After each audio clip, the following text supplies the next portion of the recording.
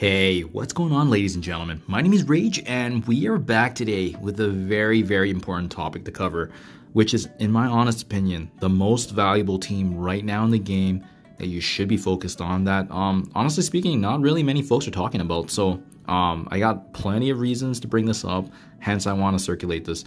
Now, guys, as much as I want to just, spend this video talking about the new endgame Thanos and Annihilators, we all know they're going to completely reshape the meta. They're probably going to be the most important team in the game.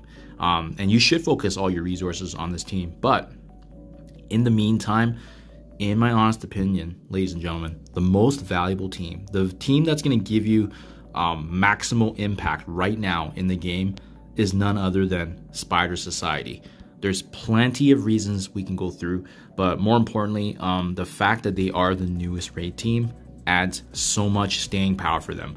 This is a team that you should be looking at seriously because the amount of content that comes into the game, and they're really unique because of the fact that they are the first team to actually feature the dual trait synergy, right? Many of these characters, obviously being the skill being required for Incursion 2 raids, well, they're also consisting of different traits that make it cheaper as a team standalone to actually build up.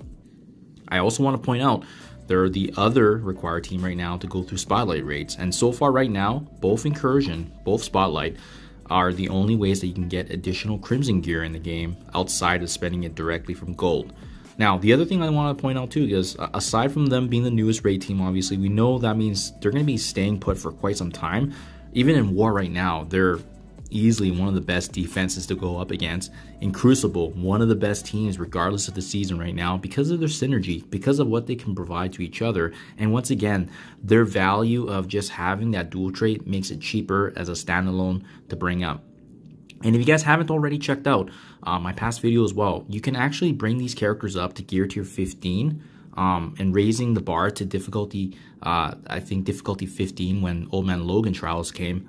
You only need them at gear tier 15, gear tier 16, and you could do the one node trick, which is essentially finishing the very first node with majority of the Scourges or packs activated with Spider Society, and boom, guarantee the unlock of Old Man Logan. You know what? I'm going to link that below for your guys' reference so that way you can see it live in action as well. We know with Old Man Logan returning, this value for Spider Society is only going up. We've also seen in the past too, and don't forget about this, right? The next time Escape from Kiln returns, remember, there's those 3 floors beyond floor 40. I believe it was floor 41 to 43, where once again, it was Spider Society characters that were required.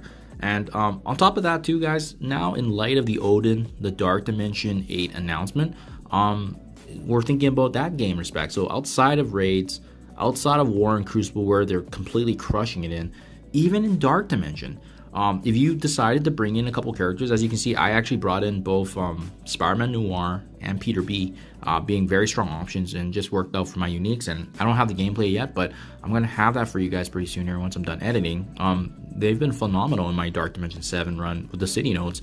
And more importantly, now that Odin has been also officially announced, we saw with details that Hero City characters are required. And guess what?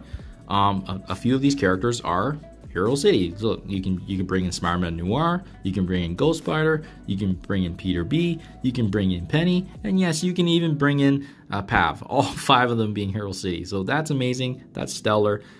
Just check mark all across the board, guys. So in my honest opinion right now, if you have resources and you're waiting to obviously build up Annihilators, this is the second most important team after them, guys, because everything I just said right there, and they're going to be very valuable going forward because they're the last and most recent raid team to be added into the game, which means we have at least probably another year of using these characters. So why not bring them up? Why not bring them to gear tier 17, gear tier 18? Make your lives a little bit easier.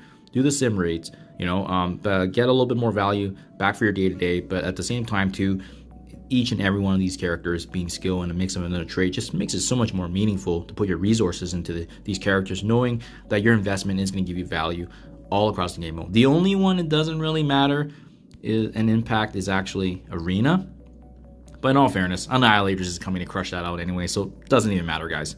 Anyways, hope this is helpful. Let me know what you think in comments below. And remember, with Old Man Logan Trials returning, whether you're doing difficulty 15 or below that, you can do the one no trick, and you also still need hero skill. So another reason to fill this niche, each and every one of these characters being hero skill, boom, boom, boom, just icing across the cake, guys. Get this team built up. Thank me later. Let me know what you think in comments below, and I'll catch you guys in the next one.